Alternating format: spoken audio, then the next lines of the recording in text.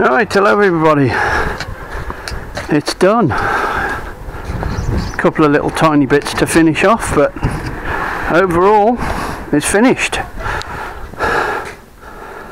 It's come together quite well. I decided not to put the side rubbers on. I think I might, if and when I sell it, I might just give it to the new people and say, there they are if you want to put them on, but I think it looks fine without them. So there you go. And I'm not going to put the big badge on the back.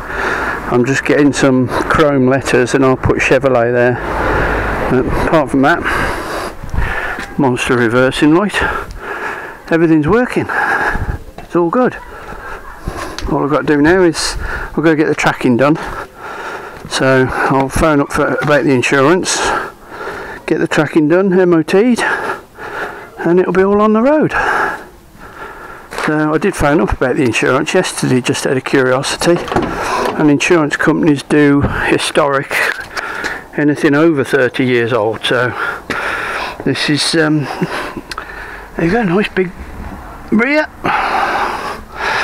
and this is 38.5 years old. So the radio didn't work at all. I think it's dead from moisture, so I just put a cheap touchscreen in there for now, and then if anybody wants to change it, it's just mainly to fill the hole. So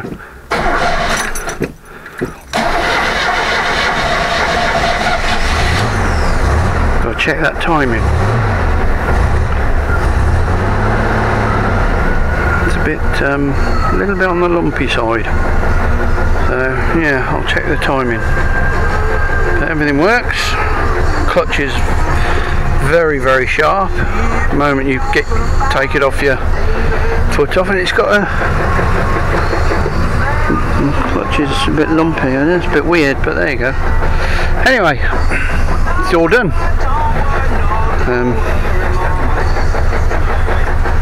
All good. That one, that is. And it's just touching the release bearing. Strange. Not hurting it. Anyway, there you go.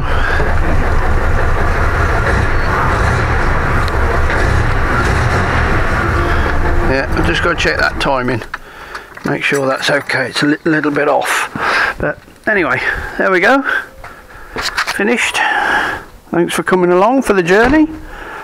And I'll go and search eBay now, see what else I can find. Wife tells me to bugger off, but there you go. Right, thanks for watching. Cheers for now. Bye.